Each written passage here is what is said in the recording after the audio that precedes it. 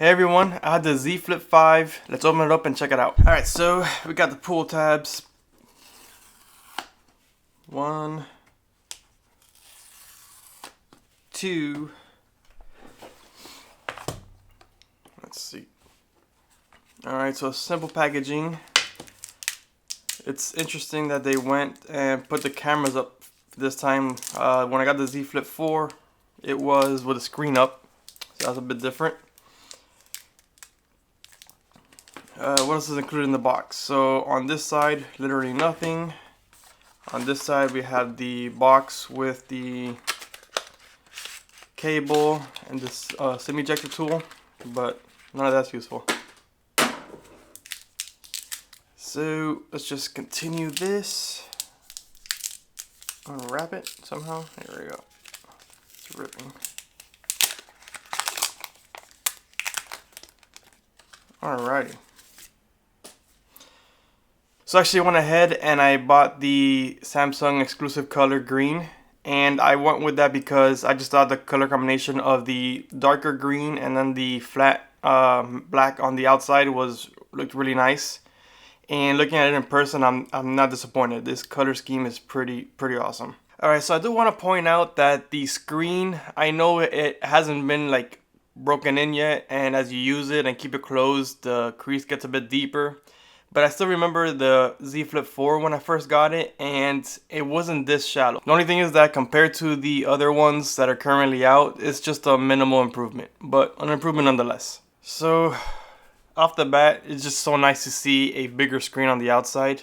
I'm excited to see how it performs, how useful it is, and we'll see if it compares to the usefulness of the Motorola. So first, let's check out the way the outside screen is set up by default. So from the home screen, you do have the camera shortcut or widget there where you can slide it open, swipe up for home, just like if you were using the navigation on the inside main screen.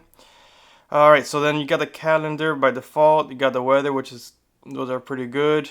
The alarms is useful, the steps is useful. There are no apps available at the moment by default, so you have to go inside and set that up. So let's go ahead and do that. So apps allowed on the outside screen. We're limited to Google Maps, Google Messages, the Samsung Messages app, Netflix, and YouTube. So it's not a huge selection. And that's one of the things I've heard, that it's not fully functional, at least not out of the box. You can't just put any app you want. You're limited to those. And that's not a bad start, but it really should be all of them by default. Alright, so once you do that, it creates a new page and puts it at the end. Let's see, I imagine you can move it around to wherever you want.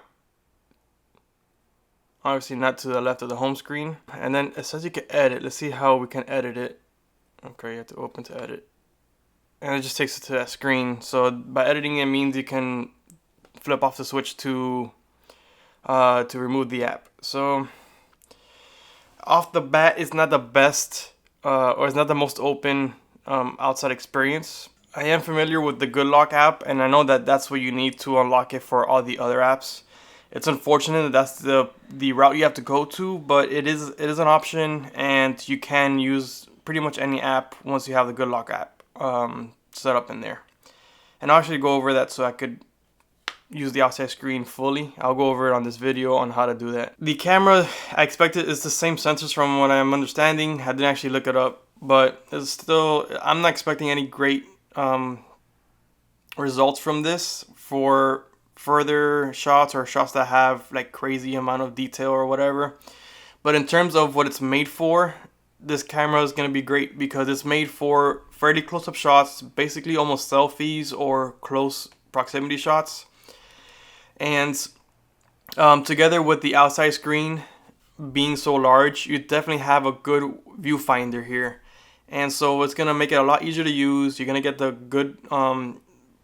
best results of any camera in this mode, because even though these aren't the best main sensors, they're still better than pretty much any of the front-facing cameras out there. So it's still gonna be your best selfie camera. Alright, so with the Flip series, you can take instead of a standard 16 by 9 aspect ratio. It lets you take a 16 by 9.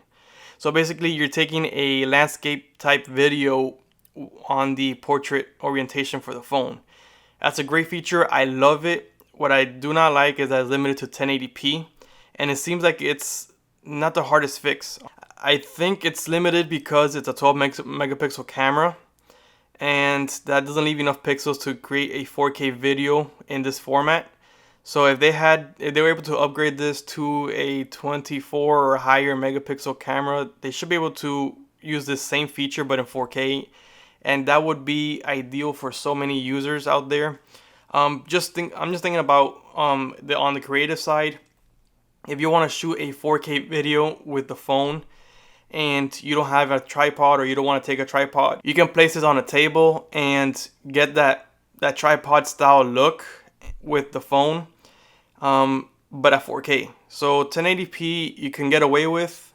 Uploading a 1080p to, let's say, YouTube is still gonna look pretty good, but it's just not as good as 4K, and I think that would be a good feature to update. I don't think it's possible with this phone, so I wouldn't expect it. But maybe on the Flip 6, they'll add a better sensor, a slightly higher megapixel, and be able to use this type of orientation in 4K. I really do wish Samsung would update this. So obviously we have a new hinge system here. So the phone now folds flat, and it feels and looks really nice. Having the flat edges when closing flat makes it feel like a single, almost like a single piece. So it feels very smooth, and they did a good job with this. It feels a little bit softer, but it's still very smooth and performs great. It feels better in terms of functionality than the Motorola. And let me see how it compares. I actually have the Flip 4 here. Let's see how it compares in terms of pressure. It's softer than the Flip 4. It's just as smooth, but it's a bit softer, which is not bad. Honestly, I think that the Flip 4 was tougher than it needed to be. It didn't really solve anything by being that tough. This one is softer, and it still holds all the positions super smoothly, and there's no play on it whatsoever. And I have seen where the phone does not open all the way flat, but for me it is opening all the way flat. And as a comparison, the Motorola Razr doesn't open all the way for me, so this is actually better than the Razr in that aspect as well. I do wish that Samsung will have an alternate material for the back, but this one, I mean, glass is just a tried and true one, and this one looks really good. So the green that I got is frosted in the back, and then it has matte, so everything is pretty much matte except for the front glass. And even though I can see fingerprints on the back, it's not very pronounced. So I have to hold it up to the light in a specific angle to see the fingerprints, but other than that, you can't really see the fingerprints. So that's why I do like the matte finishes. Whereas the front screen, I see all my fingerprints already. Alright, so I know it's not the fairest comparison because the Z Flip 4 I've had for a year and I've been using it for a year, so the crease would have gotten a little bit more pronounced. But it's a massive difference at the moment. And I don't see that the Z Flip 5, after being used for a year, is going to get that much deeper to the point where it'll catch up to the Flip 4. So the crease is technically slightly improved, or noticeably improved. And we'll see, like maybe a year down the road, see if the crease catches up. But at the moment, it's way shallower than the Z Flip 4. One thing I can't stand with the flip phones is that the screen protector on the inside. And I know it's needed, and it's fine that it has it, but I feel like they should invest or put on a screen protector that fights off fingerprints as well as the normal screens do. And it makes it a little bit more difficult to maintain. And then the biggest annoyance for me when it comes to these things is that they are not always aligned perfectly, and you're stuck with a misaligned screen protector because it's a permanent one. You can't just replace it unless you take it in somewhere. So now that we've gone over the phone, let's go over the features that would want to make a Z Flip 3 or Z Flip 4 owner switch to a Z Flip 5. The first feature that would make me want to upgrade from the Flip 3 or 4 to the 5 is the hinge, and that's because it closes flat.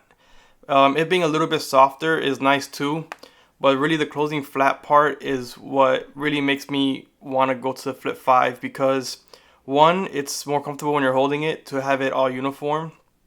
It's gonna make it a little bit thinner, so easier to store or slip into a pocket.